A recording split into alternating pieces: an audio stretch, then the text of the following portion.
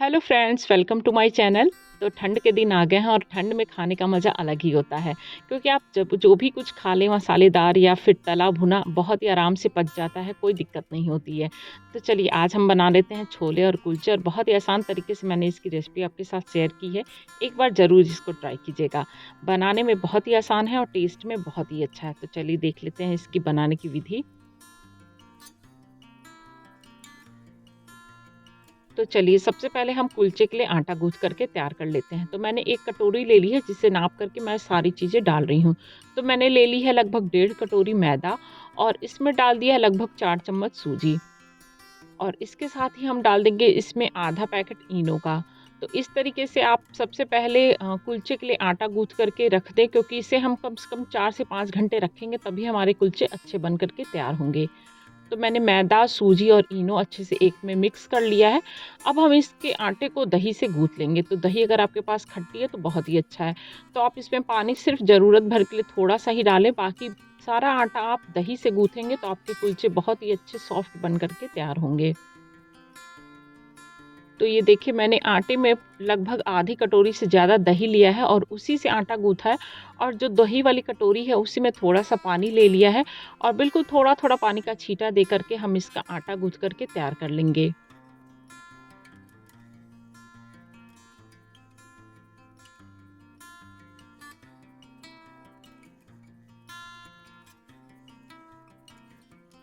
तो ये देखिए हमारे कुलचे का आटा गूँथ कर के तैयार है। अब इसको हम ढक कर के लगभग 3 से 4 घंटे के लिए छोड़ देंगे। तो मैंने इसे बहुत सख्त भी नहीं गूँथा और ना बहुत नरम गूँथा है। जैसे हम रोटी के लिए आटा गूँथ करके तैयार करते हैं, वैसे ही हमें इसे लगाना है। अब चलिए इसको साइड में रख देते हैं और हम तैयार कर लेते हैं छोले। तो छोले के लिए हमें चाहिए काबुली चना, और इसको हम सबसे पहले 4 से 5 घंटे के लिए भिगो करके छोड़ देंगे, जिससे ये फूल जाएगी। तो मैंने इससे पहले ही इसको भिगो लिया था, और ये देखिए हमारा काबुली चना फूल करके तैयार है।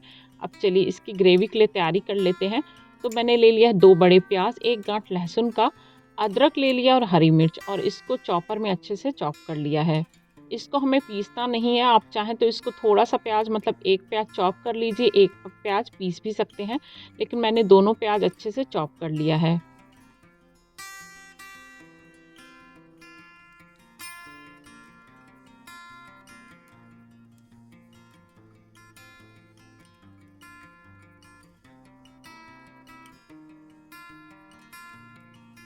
तो ये देखिए हमारे प्याज, लहसुन, अदरक का बिल्कुल चॉप किया हुआ बिल्कुल ये महीन बन कर के तैयार हो गया है, और उसी चॉपर में मैंने ले लिया है 2 टमाटर, और इसको भी हम अच्छे से बिल्कुल बारीक कर लेंगे।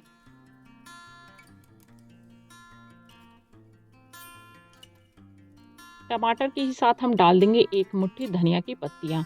इसका टेस्ट छोले में बहुत ही अच्छा आता है, तो आप इसको इसी के साथ मतलब टमाटर के साथ ही पीस दीजिए, तो कलर और टेस्ट बहुत ही अच्छा बढ़ कर के आता है छोले में। तो ये देखिए हमारा टमाटर और धनिया का पेस्ट भी तैयार है। अब चलिए छोले बना लेते हैं। तो सबसे पहले मैंने कुकर गरम कर लिया है, और जैसे ही कुकर गरम हो जाएगा हम इसमें डाल देंगे कम से कम 5 से 6 चम्मच तेल, और तेल गरम हो जाने पे हम इसमें सबसे पहले डाल देंगे हींग।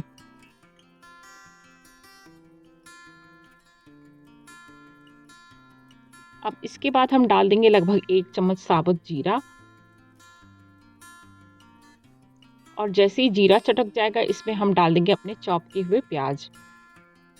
अब इसको हम 2 से 3 मिनट के लिए भून लेंगे।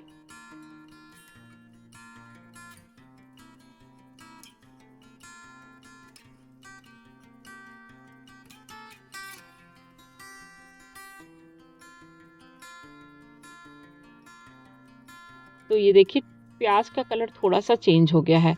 अब हम जो हमने प्याज, टमाटर और धनिया की पत्ती चॉप करके रखी थी, इसको भी डाल देंगे, और इसको डालने के बाद भी कम से कम 3 से 4 मिनट के लिए भून लेंगे।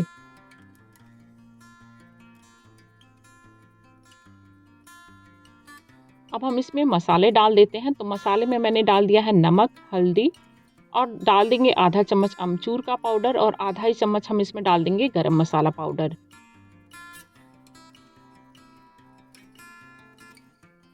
अब हम इसमें डाल देंगे थोड़ा-सा पानी, जिससे कि हमारे मसाले जलेंगे नहीं, और अब हम इन मसालों को बहुत ही अच्छे तरीके से भून लेंगे। और इसको हमें तब तक भूनना है जब तक कि तेल ऊपर ना दिखाई देने लगे। तो ये देखिए, आप देख सकते हैं ध्यान से, तेल थोड़ा-थोड़ा ऊपर आ गया है। अब हम कलछी की सहायता से प्याज को थोड़ा-सा कुचल देंगे और अब हम इसमें डाल देंगे अपने काबुली चने, जिसको हमने अच्छे से धुल करके रखा हुआ था। और काबुली चने डालने के बाद मसालों के साथ इसको हम लगभग 5 मिनट के लिए अच्छे से भून लेंगे। तो आप देख सकते हैं तेल बिल्कुल ऊपर आ गया है, हमारे मसाले बहुत ही अच्छे तरीके से भून गए हैं। तो ध्यान रखिए, जब भी आप छोले बनाइए तो मसालों के साथ अगर आप चने भून लेंगे तो आपके चने बहुत ही टेस्टी बन कर के तैयार होंगे।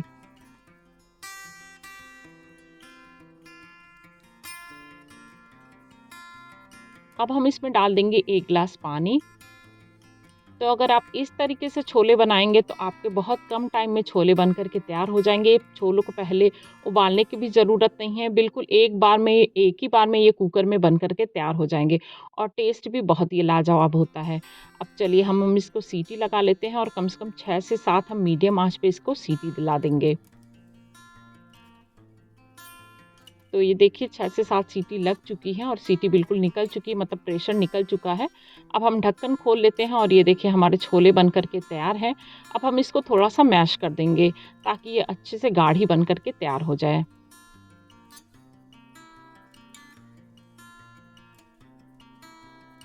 तो ये देखिए कलछी की सहायता से ही आप इसको थोड़ा-सा कुचल देंगे, तो जो आपके छोले हैं वो बिल्कुल गाढ़े बन कर के तैयार होंगे, जिससे खाने का मज़ा दुगुना हो जाएगा। तो ये देखिए छोले बन कर के तैयार हैं और बहुत ही टेस्टी छोले बन कर के इस तरीके से तैयार होते हैं। एक बार ज़रूर आप मेरे तरीके से बना कर के इसको ट्राई कीजिएगा।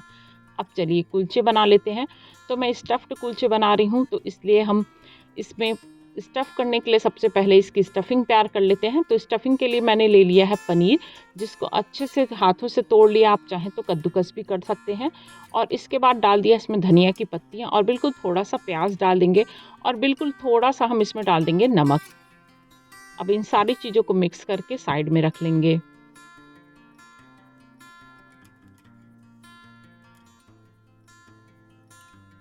अब ये लीजिए हमारे कुलचे के भी आटे बिल्कुल लग करके तैयार है, मतलब सेट हो चुका है। इसको एक बार अच्छे से गूँथ लेते हैं।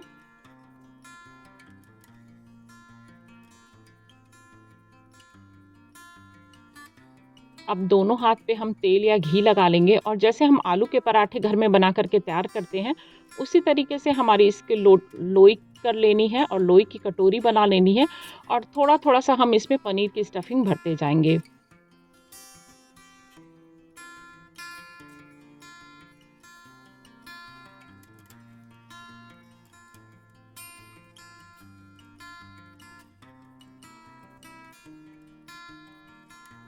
तो ये देखिए मैंने एक लोई भर कर के तैयार कर ली है।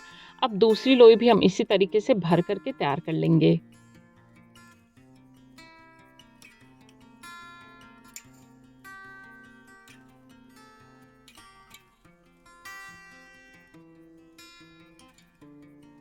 तो अब मैंने हाथों पे थोड़ा-सा तेल लगा लिया है और हाथों की सहायता से इसको फैलाते जाएँगे और इसको बड़ा कर लेंगे।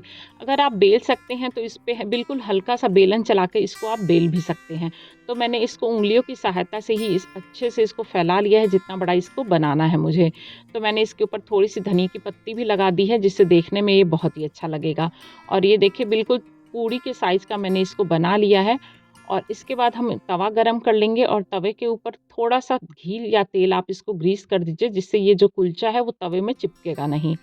और इसके बाद हम अपने कुलचे को इसके ऊपर डाल देंगे और दोनों साइड से अच्छे से पका लेंगे और उसके बाद घी लगा कर के इसको दोनों साइड उलट-पलट करते हुए सेक लेंगे।